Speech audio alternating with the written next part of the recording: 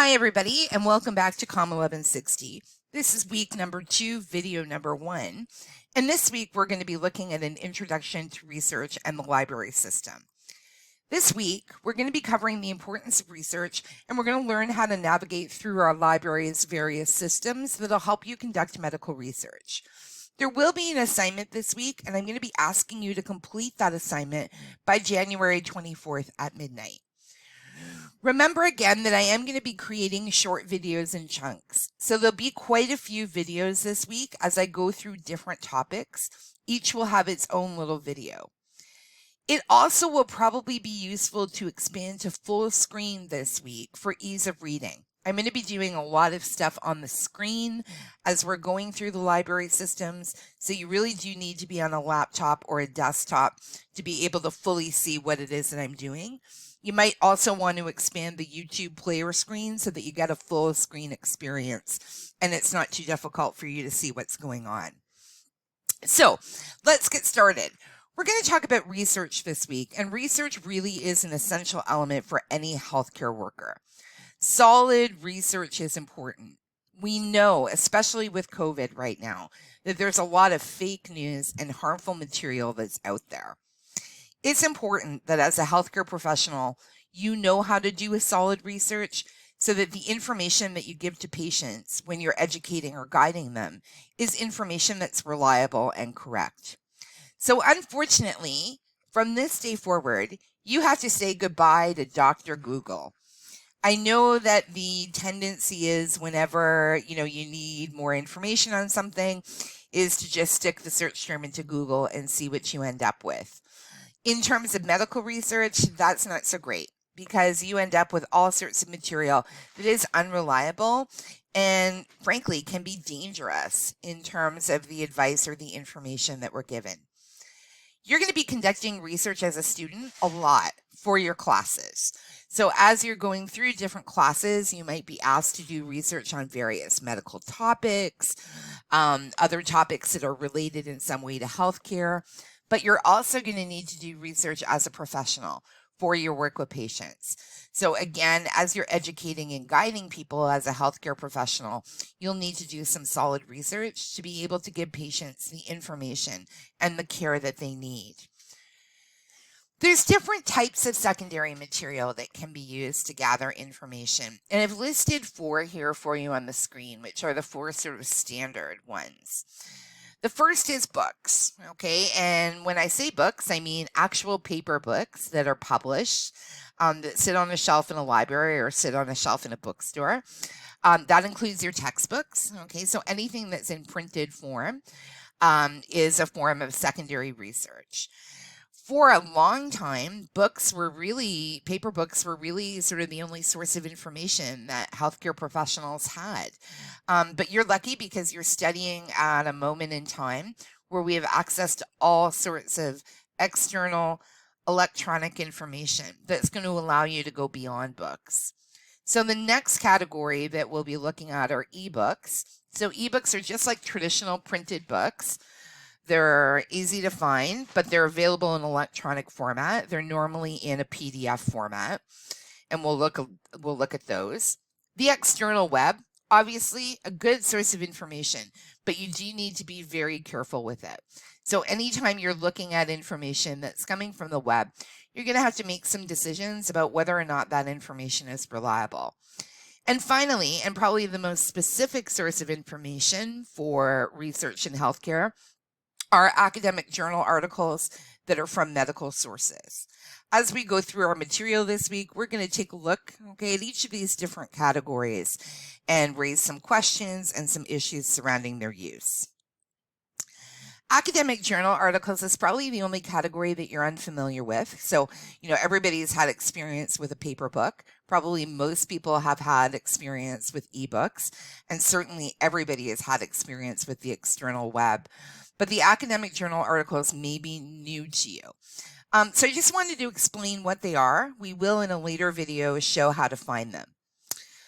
Literally thousands of academic journals are out there, and they range from general coverage on medical issues to highly specific topics.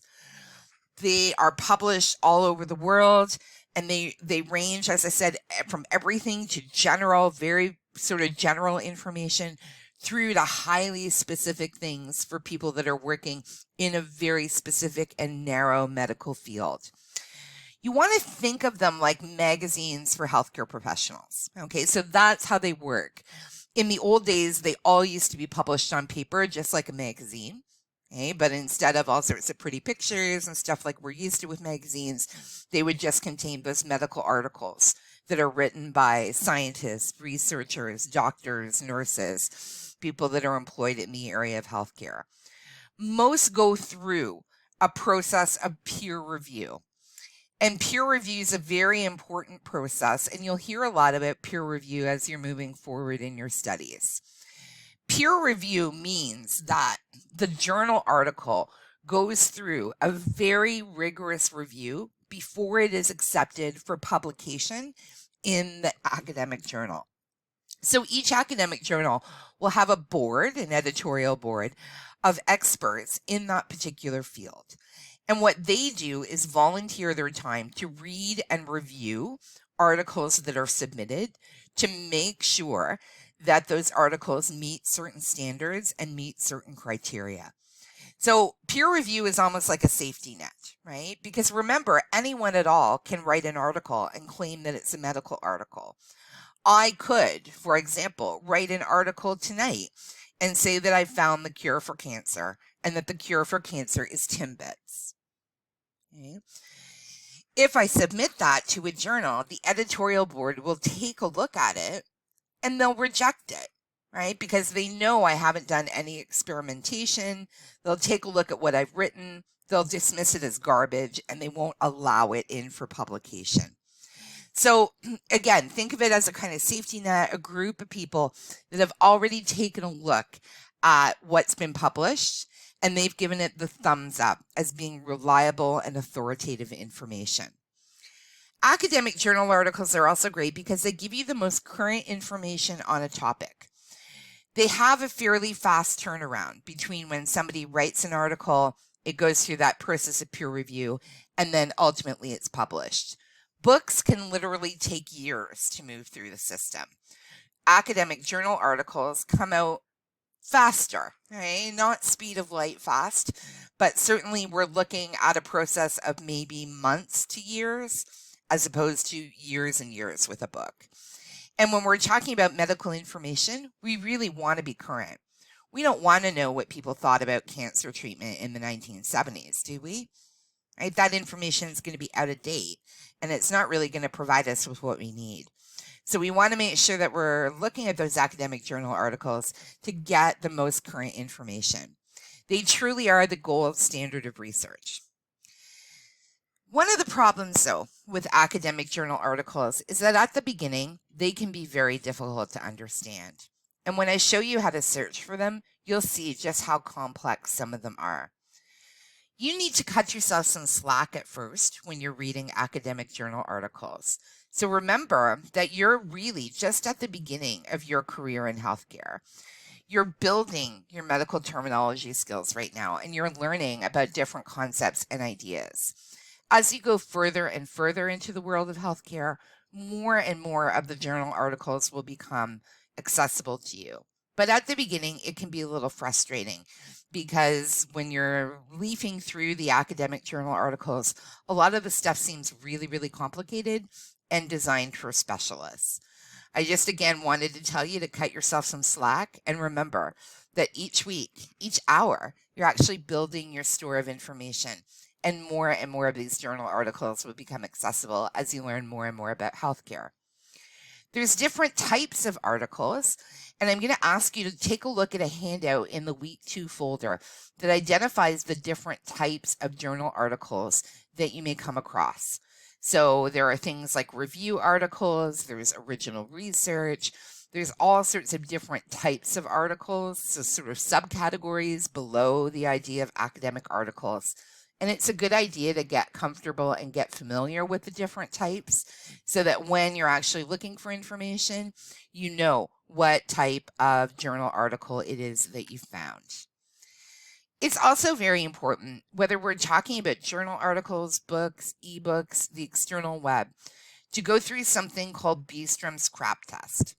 And if you take a look at the screen, you'll actually see that I put up a picture of a piece of crap. That's to help remind you that as you're going through all of your material, you need to do some thinking before you rely on it. And I'm just going to open up the handout. I will give this handout to you in the week 2 folder, but I'm just going to open up a handout that explains what the crap test is. And the crap test is really just a way of thinking about research sources that you're finding to make sure that they're reliable.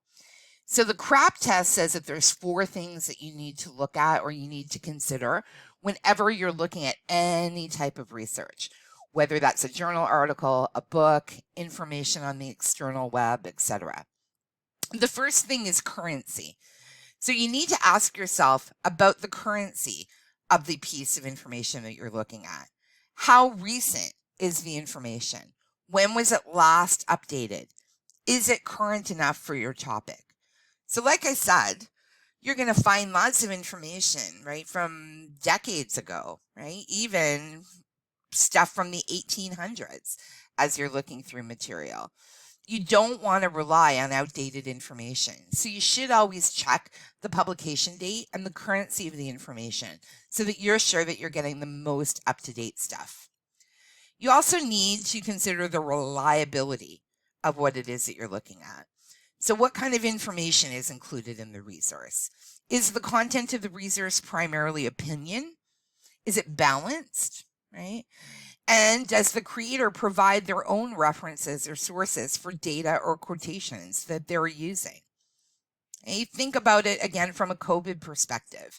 If you're looking at something on the web and it's an article that claims that masks are ineffective, take a look at how it's written. Is it somebody just expressing their opinion, or do they actually have some medical facts to back up their claim? I think you'll really find that a lot of stuff like that doesn't meet the test for reliability, that people aren't looking at external research or experiments or things that have been done, and they're really just providing you with their opinion. You want to rely on cold, hard facts as a healthcare worker. So checking for the reliability is very, very important. You also want to consider the A of the crap test, the authority and the accuracy of the information that you're looking at. Identify who the author is, right? Who has written this particular piece of information and what are their credentials? Okay? Is it just Joe who lives down the street that has no medical training? Or are you reading something written by a research scientist or a medical doctor or somebody that's employed in healthcare? Who publishes the material, right? Is the publisher a recognized publisher, or is it a small publisher that doesn't really put out a lot of information? Are there advertisements in what it is that you're looking at? If so, the advertisers may influence the content of what you're reading, and you want to get away from that. You want to stay with information that is neutral and balanced and fair. And then you finally want to consider purpose and point of view. Okay, so is the information that's presented academic? Is it intended for students of healthcare or professionals working in healthcare?